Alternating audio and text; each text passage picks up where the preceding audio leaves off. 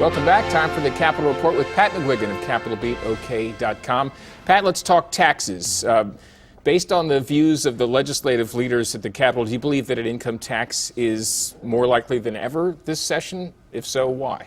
Yeah, it was kind of efficient at the end of the legislative week. We got to talk straight in a row with the big three, not the governor herself, but her spokesman, beginning with Speaker Shannon. He wants the tax cut to be, the way he put it, as large as possible, as soon as possible. And he says at least 0.25%.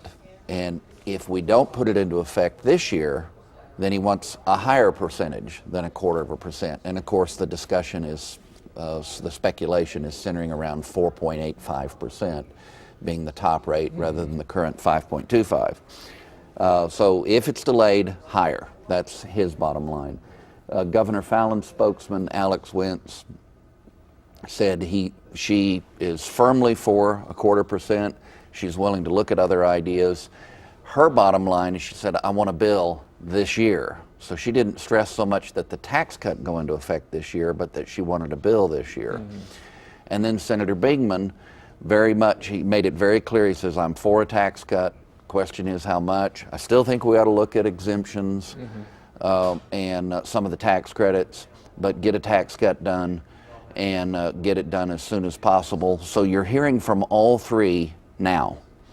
Now, the question will be, when's the effective date? You know, is it going to be the immediate coming fiscal year? Looks a little more likely it might be off in the future. Okay, all right, we'll be watching that. I know you're also following this story, the indictment of the head of the Sooner Teen Party, Al Gerhart, this week. What's been the reaction to that over at the Capitol, including people over in the Tea Party? Yeah, it's very interesting. Senator Bingman, who rarely raises his voice and rarely has a harsh word to say about anyone, did not raise his voice, but he did have some pretty strict admonitions about Mr. Gerhart. He said he's glad the legal system is going to take its course. He said we'll see how that turns out. And he said Gerhart needs to grow up. He said if you're going to lobby, you need to come and talk with people, make your case, do it face to face, and not enter into. I hesitate to even repeat the things that Mr. Gerhart did because they're so objectionable. Now, what I find particularly interesting, and it's a credit to the people I'm about to mention, is the Tea Party leadership itself. It's never been widely understood that the Tea Party groups are unaffiliated and kind of loosely in a coalition. The Sooner Tea Party of Mr. Gerhart is its own thing.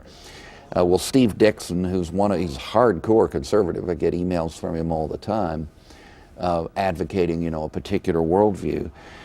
He says he would rather not talk at all about Gerhart, but he doesn't have much choice.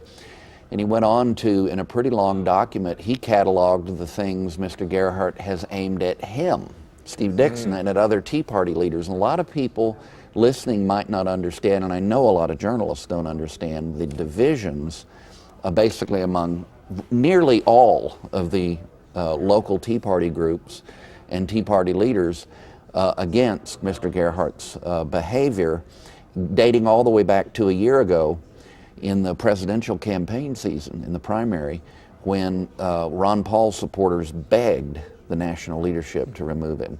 So you have Senator Bingman, Mr. Dixon, and Representative Kern, who has long eschewed Gerhart's style and his way of speaking about individuals.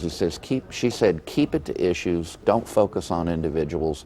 And she's blaming Gerhart, at least in part, for the demise of one piece of legislation she was working on that was antagonistic to the UN, Agenda 21. Right. So it's all very interesting. I think Gerhart, it may or may not be liable, what he said. A court's going to determine that. But it was certainly malevolent and objectionable, the things that he said. Finally, a quick word about someone you have deep admiration for, a friend of yours, the late Judge Robert Bork. You attended a memorial service for him in Washington, D.C. this week.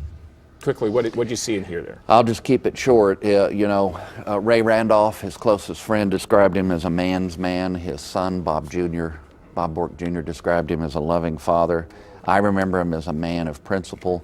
And what became clear at this memorial service at the Mayflower Hotel in Washington was this was a human being worthy of emulation, a role model.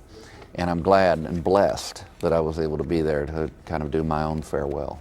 Thanks for that. You can read more about these and other topics at CapitolBeatOK.com. For Pat McGuigan, I'm Alex Cameron. Have a great day.